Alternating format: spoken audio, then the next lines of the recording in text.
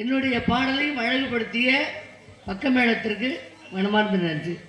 ஒரு பாடல் சிறப்பு அமையணும்னா அதுக்கு பக்கமேளம் தான். வள்ளியாக நடந்து கொண்டிருக்கும் அக்கா திலகவதி அவர்களுக்கு கிராம தலைவர் அவர்கள் பொன்னாடி போற்றி கௌரவிப்பார்கள். இம்மானுவேல் சேகரன் பாடல் பாடியதற்காக ராஜீவ் நகர் இளைஞர் மன்றத்தின் சார்பாக பரிசு தொகை வழங்கப்பட்டுள்ளது. ராஜீவ் நகர் இளைஞர் மன்றத்தின் சார்பாக ஒரு கோரிக்கை, அனைத்து கலைஞர்களும் யாகி இம்மானுவேல் சேகரன் பாடல் பாட வேண்டும். அன்பு ராஜீவ் நகர் இளைஞர் அத்தனை பேருக்கும் எங்களது கலைக்குழு சார்பாக என் சார்பாக நன்றி வணக்கத்தை தெரிவித்துக் கொள்கிறேன். எனக்கு பொன்னாடி போட்டி கௌரவப்படுத்திய மாபெரும் கிராமமாகி ராஜீவ் நகர் கிராமத்து மக்கள் அனைவருக்கும் மற்றும் ஐயா ஊராட்சி மன்ற தலைவர் ஐயா அவர்களுக்கும் இந்த நாடகத்தினை மிக சிறந்த முறையில் ரசிப்பாங்க அப்படின்னு சொல்ல வேண்டிய அவசியம் இல்லை. ஏன்னா வந்த உடனே எங்களை ரசிக்கிறதுக்கு முன்னாடியே நாங்கள் உங்களை ரசிக்க ஆரம்பிச்சிட்டோம்.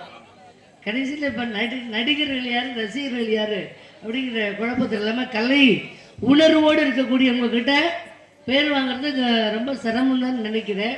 இதனால் பேர் வாங்கிடுவோன்ற தன்னம்பிக்கை என்று ஒன்று இருக்கு. அதனால் ஐயா சொன்ன மாதிரி இமானுவேல் ஐயாவுடைய பாட எல்லா கலைஞர்களும் பாடணும் அப்படின்னு ஒரு அன்பான கோரிக்கை விடுத்திருக்கிறார்கள். எனக்கு ஐயாவோட பாடல் ரொம்ப நாள் ஆயிடுச்சு. இந்த பகுதிக்கு வந்து ரொம்ப நாள் இல்லை, பல வருடங்கள் ஆயிடுச்சு. அதனால் எனக்கு சரியாக ஒரு சில வரிகள் ஞாபகம் இல்லை. கண்டிப்பாக ஞாபகப்படுத்தி பாடுறேன் உங்களுடைய அன்பு வேண்டுகோளுக்காக. எழுதி கூட பாடிடுறேன். சரி, நன்றி நன்றி நன்றி. சரி, முருகா நினைக்கின் இருகாலம் தோன்றும் வெஞ்ச மலரில் அஞ்சேல் என வேல் தோன்றும் முருகா என்று ஓதுவார் முன் முருகனே செந்தில் முதல்வனே மாயோன் மருகனே ஈசன் மகனே ஒரு கைமுகன் தம்பியே நடிக்க நம்பியே எப்பொழுதும் கை தொழுவேன் நான் முருகா முத்துக்குமரா உன்னையே நம்பியிருக்கும் இந்த வள்ளிக்கும் என் நாட்டு மக்களுக்கும் நீதானே அருள் புரிய வேண்டும். வேலை வணங்குவதுதான் எமக்கு வேலை. அந்த செவ்வேளை எவ்வேளை வணங்க வேண்டும். எந்த வேலையும் அந்த கந்த வேலையே நினைக்க வேண்டும். அதோட முக்கியமா சொன்னா ஒலிபெருக்கி ரொம்ப ரொம்ப அற்புதமா இருக்கு. பேசும்பொழுது ஏன் குரலா இப்படி இருக்கு அப்படின்னு இன்னைக்கு தோன்றது. சில நாட்கள்ல நம்ம குரலா எப்படி இருக்கு அப்படின்னு தோன்ற அளவுக்கு இருக்கும் ஒலிபெருக்கி. இதுக்கு பேர் தான் ஒலி பெருக்கி. ஓஹோ, அதுக்கு பேர்லாம் ஒலி சுருக்கி. ஆமா, அதனால முருகப்பெருமானை வணங்க வேண்டும். முருகப்பெருமான் உருவாக காரணம் யாரு? அப்பான்னு ஒருத்தர் இல்லைன்னா பிள்ளைன்னு வர முடியுமா? அதனால முதல்ல அவன் அப்பாவை முதல்ல வணங்குவான். அதனால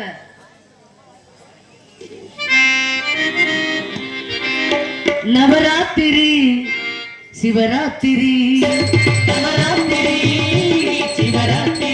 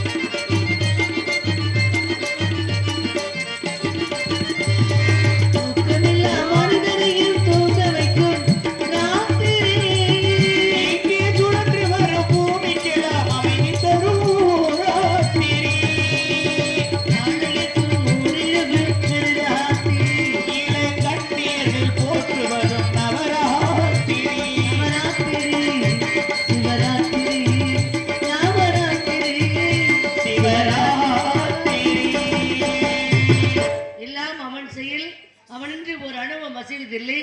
நம்பிராஜனுடைய வளர்ப்பு மகள் நான். காவலுக்கு செல்ல வேண்டியது என்னுடைய கடமை.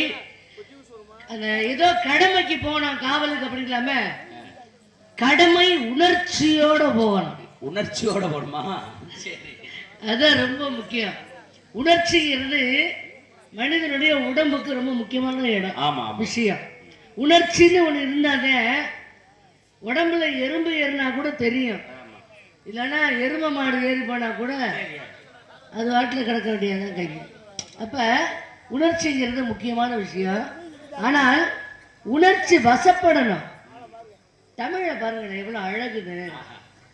உணர்ச்சி வசப்படணும், ஆனால் உணர்ச்சி வசப்படக்கூடாது. உணர்ச்சி வசப்படணும், ஆனா உணர்ச்சி வசப்படக்கூடாது. ஆமா, உணர்ச்சி வசப்பட்டால் இந்த உடம்புக்கு நல்லது, உடம்பு நல்லா இருக்குன்னு அர்த்தம். சரி. ஆனால் உணர்ச்சி வசப்பட்டால் நம்ம உடம்புக்கு கெடுதல்.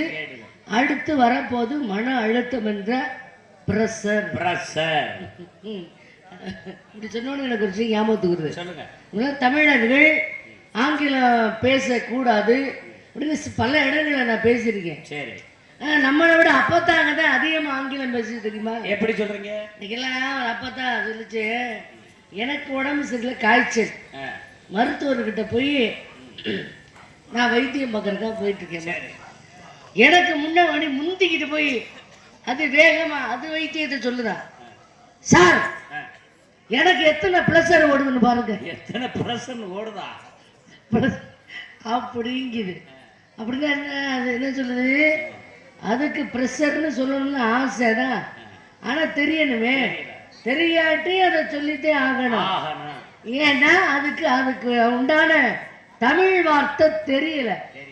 அதன் அர்த்தம் நிறைய விஷயங்கள் நமக்கு ஆங்கிலம் பேசுகிறான், ஆனால் அந்த ஆங்கிலத்துக்கு உண்டான தமிழ் வார்த்தை என்னன்னு தமிழர்களாகிய நமக்கே தெரியல. மற்றவர்கள் எப்படி தெரியும்? ஆனால் என்னை பொறுத்த வரைக்கும் எல்லா மொழிகளையும் கற்றுக்கொள்ளுங்கள், ஆனால் நம் தாய்மொழியான தமிழ் மொழியை மறந்து விடாதீர்கள். இதை நான் சொல்லலை, பாரதியாரே சொல்றாரு. 17 மொழிகளை கற்றவராம் பாரதியார். 17 மொழியை கற்ற பிறகு பாரதியார் சொல்றாரு, யாம் அறிந்த மொழிகளிலே தமிழ் மொழி போல் இனிதாவது எங்குமே இல்லை அப்படிங்கிறாரு. அப்ப அவரும் எல்லா மொழியும் கற்றுதானே வச்சிருந்திருக்காரு. கற்ற பிறகு சொல்றாரு தமிழ் தான் இடுது அப்படின்னு சொல்றதுனால எல்லா மொழியும் கத்துக்குங்க. தமிழ் என்ன என் அனுபவம் அப்படி. எந்த காசிக்கு தமிழ் சங்கமம் ஆமா போயிருந்தீங்க என்ன இடத்துல